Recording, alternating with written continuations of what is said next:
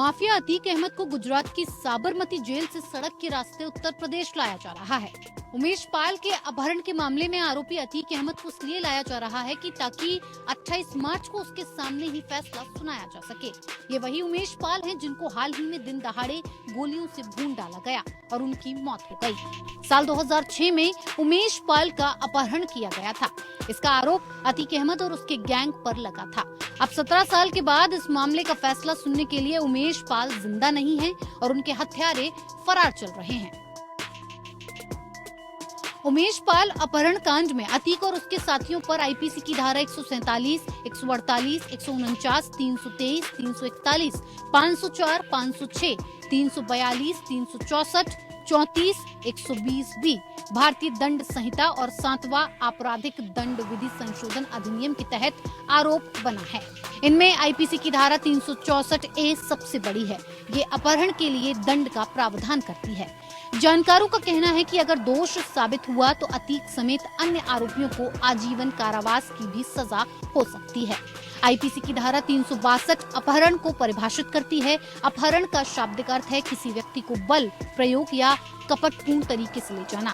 IPC की धारा 362 में कहा गया है कि अपहरण तब होता है जब कोई व्यक्ति किसी धोखे या दुर्भावनापूर्ण इरादे से किसी अन्य व्यक्ति को किसी स्थान से स्थानांतरित करने के लिए मजबूर करता है या प्रेरित करता है। आईपीसी की धारा 364 ए अपहरण के लिए दंड का प्रावधान करती है। इस मामले में अधिकतम सजा फांसी या आजीवन कारावास तक की हो सकती है। इस मामले में अधिकतम सजा फांसी या आजीवन कारावास और जुर्माना की व्यवस्था है।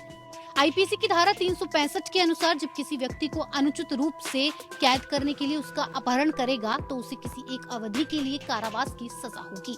इसमें आरोपी को 7 साल की कैद होने के साथ साथ भारी जुर्माना भी भरना पड़ता है। अगर ये हो जाता है कि अपराध षड्यंत्र के तहत कारित किया गया तो अन्य आरोपी भी उसी सजा के हकदार होंगे जो मुख्य आरोपी के लिए तय की गई है। फिरौती के लिए अपहरण के अपराध में आजीवन कारावास या मृत्युदंड भी संभावित है। ऐसे में अन्य आरोपी भी इसी सजा के हकदार हो सकते हैं। गवाह को डराने या धमकाने के केस में दोषी पाए जाने पर 7 साल की सजा हो सकती है। धारा 195 ए गवाहों को सुरक्षा प्रदान करता है। गवाह को मारने पर आईपीसी की धारा 302 भी लगेगी। जिसने भी हत्या की है उसे या तो आजीवन कारावास या मृत्युदंड के साथ साथ जुर्माने की सजा दी जाएगी।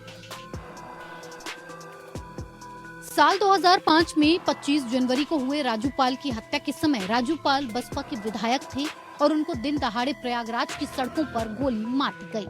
उमेश पाल इस केस में गवाह थे।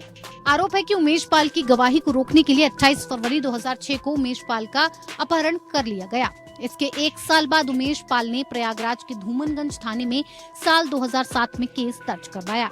2007 में यूपी में मायावती की सरकार बन गई। मायावती की सरकार बनने के बाद इस 1 साल पुराने केस में गंभीर धाराओं में मुकदमा दर्ज किया गया। इसमें कुल 11 लोगों को नामजद किया गया जिसमें अतीक अहमद और उसके भाई अशरफ का नाम भी शामिल था। Bureau report, APN news.